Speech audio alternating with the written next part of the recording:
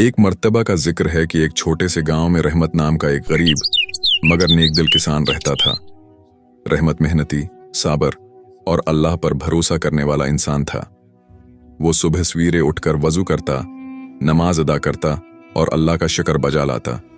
फिर दिन भर खेतों में हल चलाता, बीज बोता और जमीन से रिज्क हासिल करने की कोशिश करता। रहमत और उसकी बीवी फातिमा गांव में अपनी नेक सीरत की वजह से पहचाने जाते थे। वो दोनों सादा जिंदगी गुजारते, खुद कम खाते मगर दूसरों को खुश दिली से खिलाते। अक्सर ऐसा होता कि कोई मुसाफिर, यतीम या भूखा उनके दरवाजे पर आ जाता तो फातिमा फौरन देगच्ची में से रोटी निकाल कर उसे दे देती। रहमत हमेशा कहता, बीवी, जो अल्लाह की राह में दिया जाए वो कभी कम नहीं होता बल्कि बरकत बढ़ती है। एक दिन रहमत खेत में हल चला रहा था कि उसे झाड़ियों के पास एक जख्मी परिंदा नजर आया। उसके परों से खून रस रहा था और वो बेबसी से फड़फड़ा रहा था। रहमत ने नरमी से उसे उठाया और अपने कपड़े के एक टुकड़े से इसका जख्म साफ किया। वो कहने लगा, आए मासूम मखलूक, फिक्र न कर, अभी तुझे संभाल लूंगा।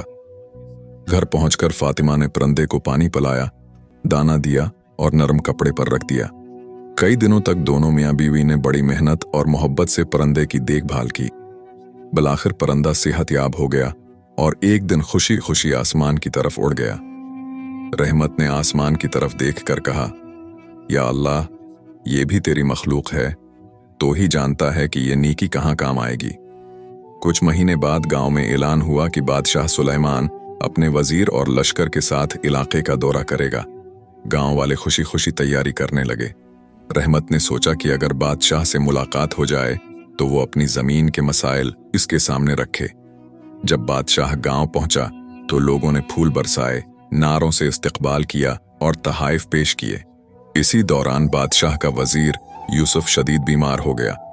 तबीबों ने हर तरह की दवाएं दी लेकिन कोई फायदा ना हुआ। बादशाह फिक्रमंद हो गया और ऐलान किया, जो शख्स वजीर को शफा देगा उसे इनाम व इकराम से नवाजा जाएगा। अचानक वही परिंदा जिसे रहमत ने बचाया था महल के बाग में आकर जोर जोर से शोर मचाने लगा।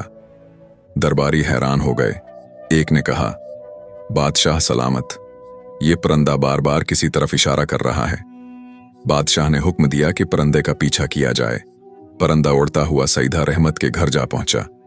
सिपाही रहमत को साथ लेकर महल आ गए। जब वजीर यूसुफ ने रहमत को देखा तो उसके चेहरे पर सुकून सा आया। रहमत ने उसकी नब्ज देखी और कहा कि कुछ खास जड़ी बूटियां लानी होंगी। गांव के लोग हैरान थे कि एक किसान कैसे इलाज जानता है। रहमत ने मुस्कुराकर कहा, मैं हकीम तो नहीं मगर जमीन की बूटियां मेरी साथी हैं। अल्लाह चाहे तो इन्हीं के जरिए शफा हो सकती है। चंद ही दिनों में वजीर सेहतयाब होने लगा। बादशाह सुलेमान ने खुश होकर रहमत से पूछा कि उसे ये इल्म कैसे हुआ। रहमत ने सच्चाई से बताया कि वो तो सिर्फ एक किसान है मगर उसने एक जख्मी परिंदे की खिदमत की थी और शायद उसी नेकी के बदले आज ये मौके उसे मिला है। बादशाह रहमत की बात सुनकर बहुत मुतासिर हुआ। उसने कहा, रहमत, तुमने साबित कर दिया कि नेकी कभी जाया नहीं जाती। तुम्हारी जमीन के मसाइल अब हमेशा के लिए हल कर दिए जाएंगे। बादशाह ने रहमत को इनाम दिया और दरबार का खास मेहमान बनाया।